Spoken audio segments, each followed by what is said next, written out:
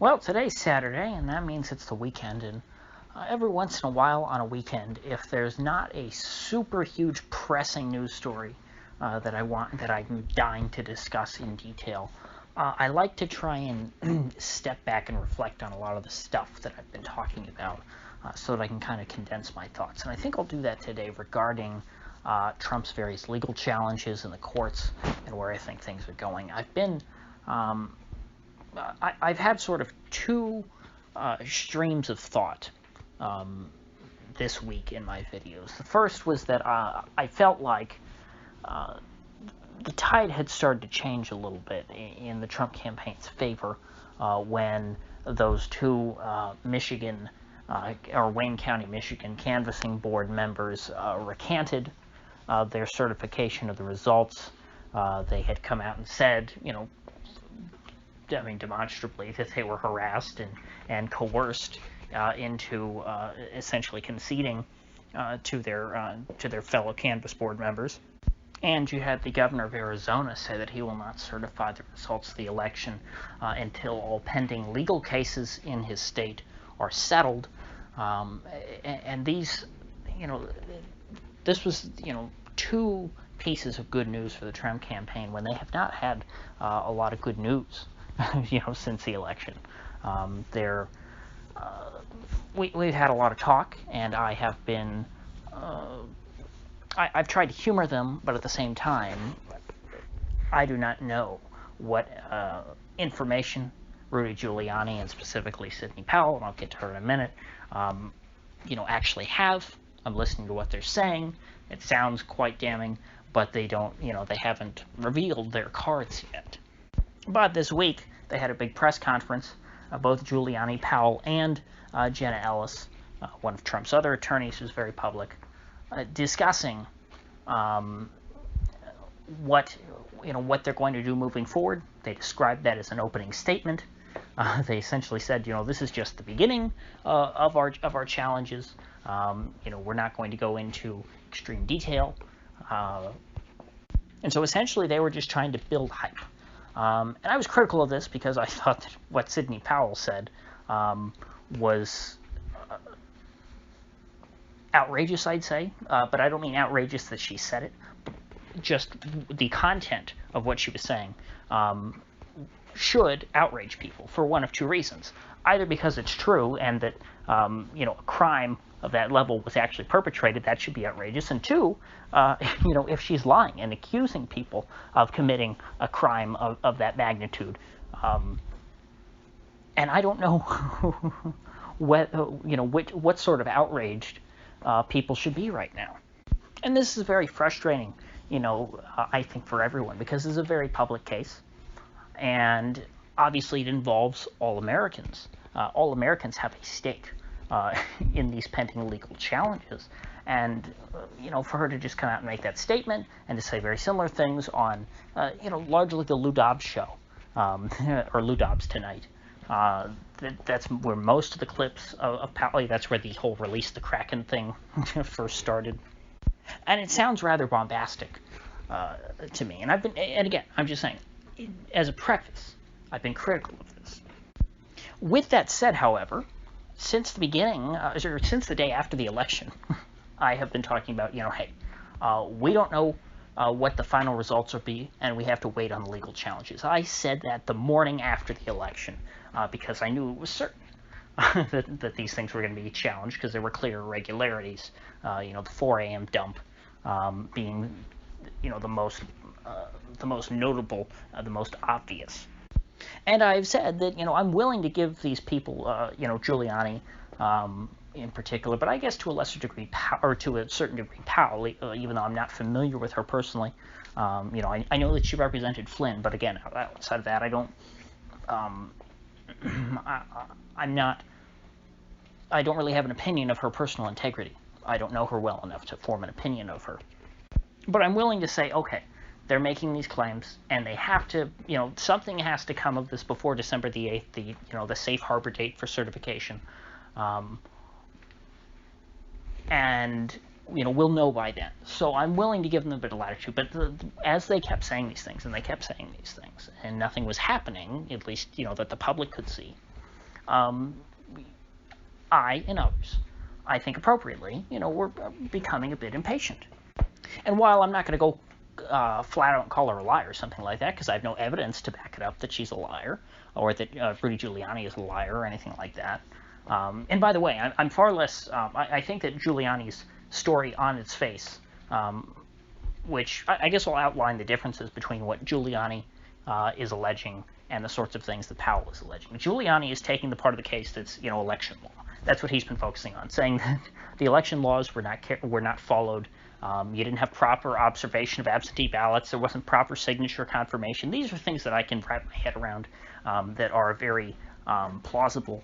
But of course, they're things that have to be proven in court in order for them to win their case. Sidney Powell is coming out and alleging that essentially the voting machines were rigged and that there was some kind of algorithm used to advantage Biden over Trump. And she's even gone so far as to say that the reason why on election night so many states stopped counting votes, these particular swing states, Michigan, Wisconsin, the like, Pennsylvania, is because they realized that Trump's lead was too big and that the algorithm, which was rigging things in Biden's favor, was not effective enough to overcome Trump's legitimate lead. And she's also said that Trump probably got about 80 million votes. These are very specific claims. These are not saying, oh, well, they didn't follow this rule right here to the letter of the law, and so we have, we can argue that these votes should be thrown out because they didn't stick to, proper protocol. What she's saying is she's making very specific claims, and these are the sorts of things that it's hard to believe that this would have happened without substantial proof, because it's a big deal. It's not a little bit of ballot stuffing here or there. Ballot stuffing happens in big corrupt cities. It always has in America. That's not surprising. But what Powell is alleging is very blatant. And I'm not putting it past the Democrats or the Republicans, like from a moral standpoint. I'm not saying, oh my gosh, it's unbelievable that the Democrats would rig an election, by corrupting the software. I'm not saying that at all. All I'm saying is, I don't know that it's true. And before I give any credence to what she's saying, I'm going to have to wait, for her to present her case. And Tucker Carlson got lambasted this week for making a similar point to what I just said. And I watched both of Tucker's segments, both his original segment and his follow-up the next day, which was like a minute long. And I agree with him 100%.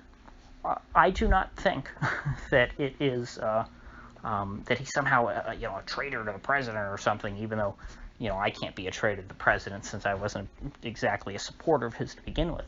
I preferred him to Biden, but that's not to say that I'm a fan.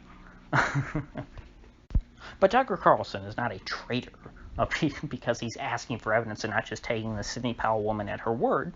You don't just take people at their word forever. At some point, they got to put up or shut up. And I think because of all of the buzz that they generated last week, because of the very bombastic statements that Sidney Powell in particular had been making all last week, it makes me think that we are sort of experiencing the calm before the storm. Because why would they build this kind of hype and then just do nothing? Unless it's all you could say, okay, well, it's a scam to try and gain donations. I don't know. I'm not there yet. I'm not to the point of saying that I think that these people are lying through their teeth.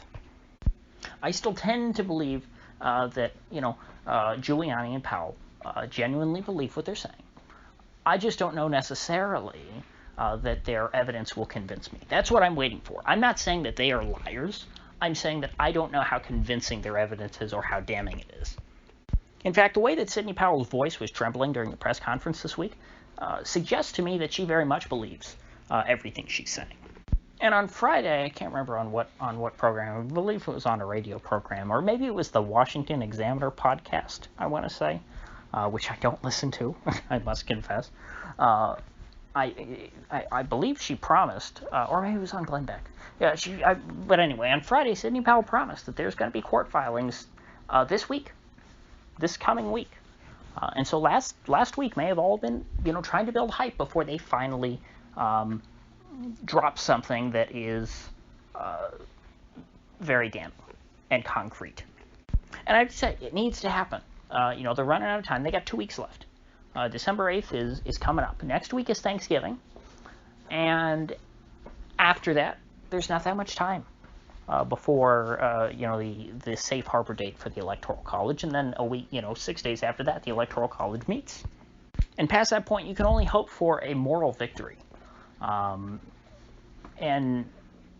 I guess what you could do, which I've argued is a good thing. I think they should keep going, even if, the Electoral College is certified for Biden. I think that it is a good thing for the Trump legal team to continue and to try and prove their case that the election was stolen.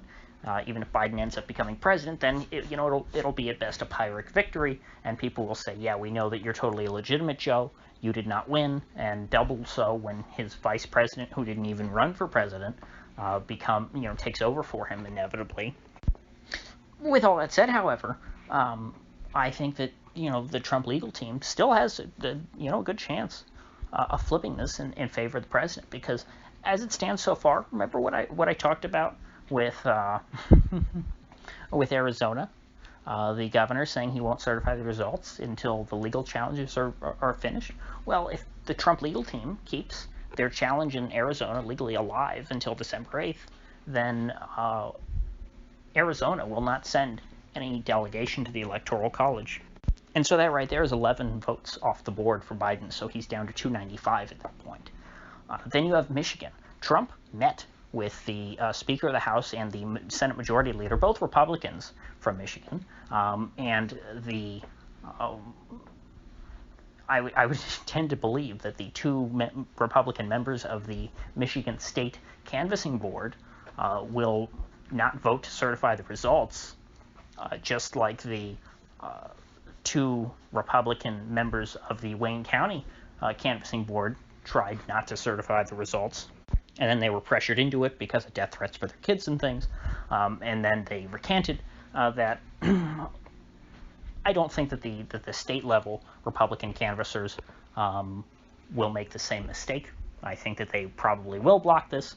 The Speaker of the House and the Majority Leader in Michigan will probably, back that and try and lead some kind of inquiry into what's going on. The Pennsylvania House of Representatives is going to do its own audit, apparently, of the vote there in Pennsylvania, which apparently the Pennsylvania State House has the authority to do without, consulting the Senate or the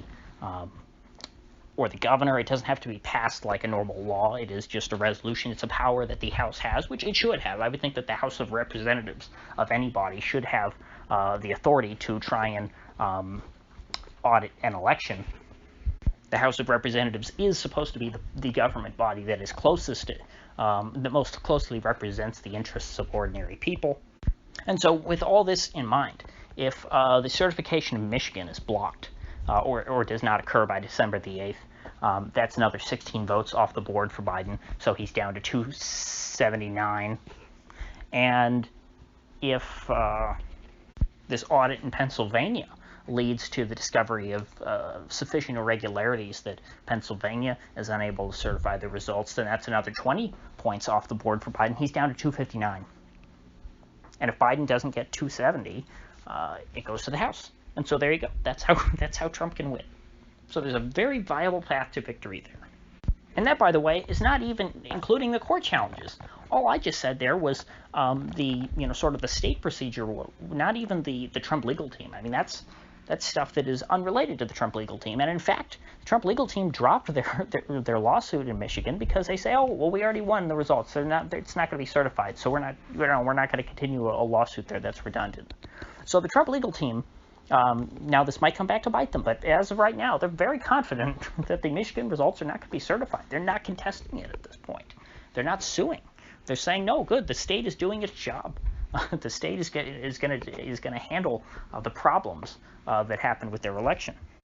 And so I think that we saw some outlets in the media start to wake up and start saying things, like, hey, watch out, Trump might try and steal the election. He can still do it. Some of them are kind of starting to wake up. I think, though, that we're kind of in the calm before the storm, potentially. That might not end up being the case, but that's kind of how things are looking to me. I'm looking at how the dominoes are lining up, and I think that things, very quickly could turn to favor the president. Does that mean it's guaranteed? No. Does that mean that it's over 50%? No, not necessarily. And then, of course, there's the recount going on in Wisconsin. And Wisconsin is the one state that actually, their recounts are designed to try and find fraud to some degree, and there is proper observation in Wisconsin. Every table has a Republican Democrat observer. You don't have one Republican observer for every 10 tables like in Georgia. And by the way, in Georgia, the governor has finally capitulated to his constituents and is calling for an audit of the signature verification, or the signature verification process to check that the signatures match, because the rejection rate for mail-in ballots in Georgia was absurdly low relative to 2016. And so again, this is all good news for the president. Things are improving for him this week. They're not getting worse. His chances are getting better, not getting worse. And so that's my assessment, all in all, on this week in the post-election legal battle. If you gained anything of value out of this video, I'd appreciate you clicking that like button and sharing this video. And if you haven't already, please do subscribe, because I do upload every day and I'd hate to have you miss one. So I'll see you folks back here tomorrow.